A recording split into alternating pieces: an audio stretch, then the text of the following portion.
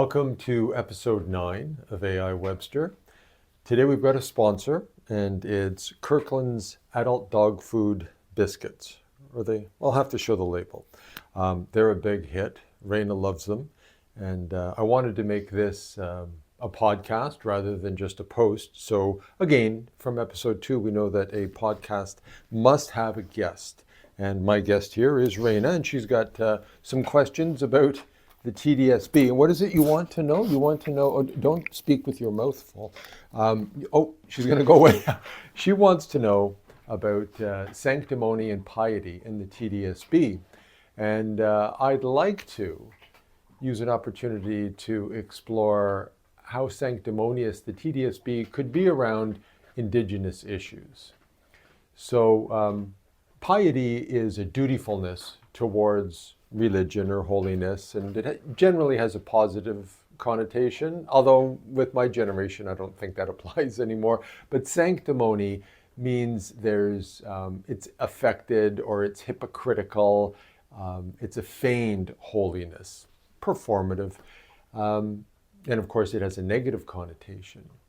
So I want to explore the land acknowledgements specifically. About 10 or 12 years ago, I worked for an excellent principal, Miss Renata Gonzalez, and she had a very witty and fun vice principal, Michael Grease, and he was, I think, sincerely invested in reconciliation, and he wanted us to start the land acknowledgement. I was head of the radio booth there, organizing the announcements and O Canada and all that type of thing.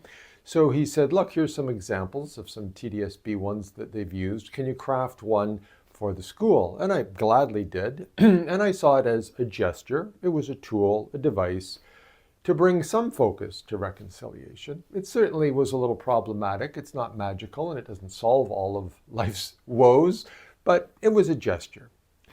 So about a few years ago, that gesture wasn't enough, and they wanted to do more with it. So they made sure all the students had to stand for it. Okay.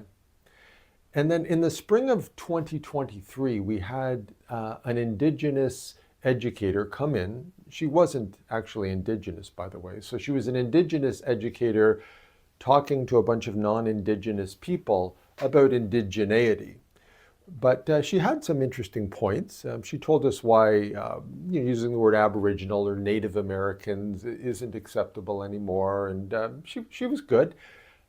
She mentioned that the Indigenous elders weren't all that in love with the land acknowledgement. They thought it was, again, a gesture that perhaps non-Indigenous people like to use to make themselves feel better.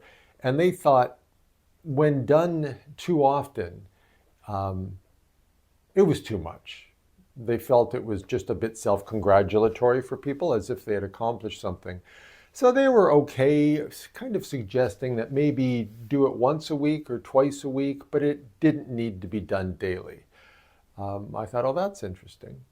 And around the same time, one of our fine English teachers went to an in-service on the new NBE course, the course focused on Indigenous literature and reading and writing, that was to replace the grade 11 English course. And the elders there said that during the land acknowledgement, it's important that students and teachers have both feet planted on the floor. They don't need to stand, they can stand. They don't need to sit, they can sit. But it's considered disrespectful if one leg is over the other. And so that's very traditional in Anishinaabe culture. So that was interesting.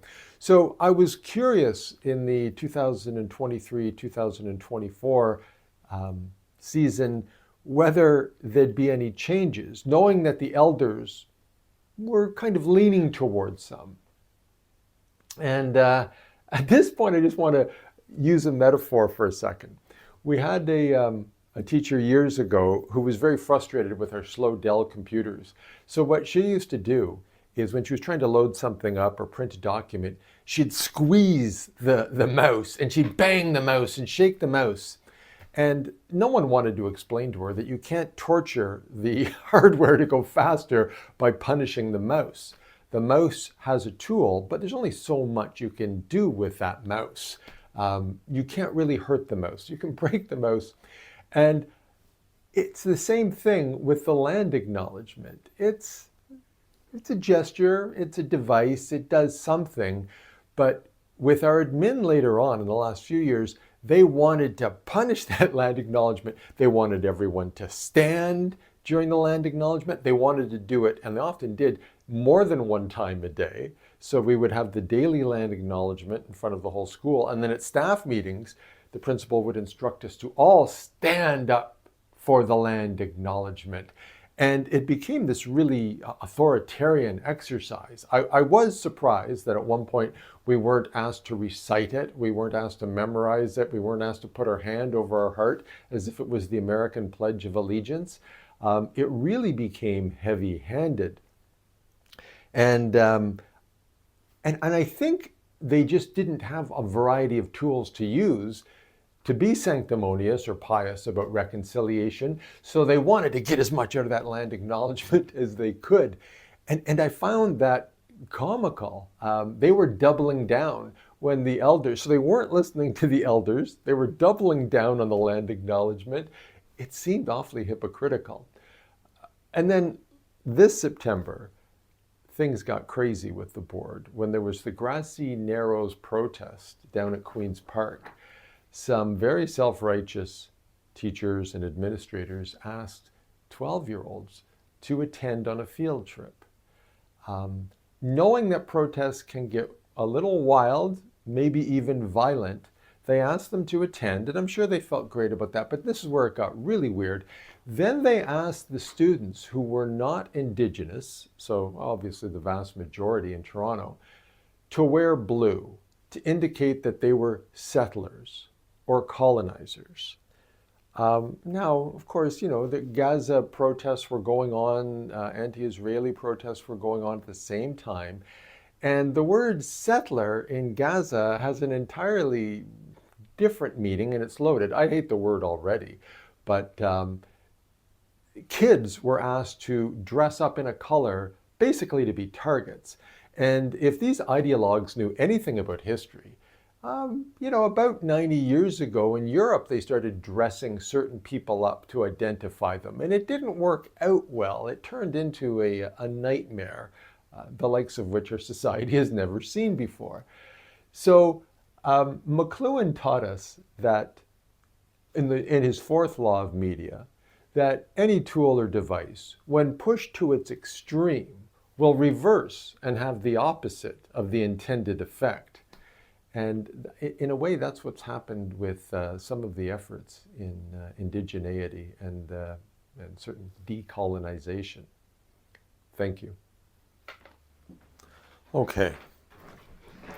In making this, I wanted to honor both the dog and our official sponsor, and I don't think I captured her. So I'm going to see if this does the job here. Come here. There, she's a good girl. All right. Now, do you like these Kirkland biscuits? I think you do, right? And you wanted to ask me a question about sanctimony. I think we've cleared that up, right? So you're pretty sanctimonious. No, you're pious when it comes to a good biscuit, right? Who's a good girl? You are. Good, Raina. Yes, we go there. Oh. I'll try and capture the audio here.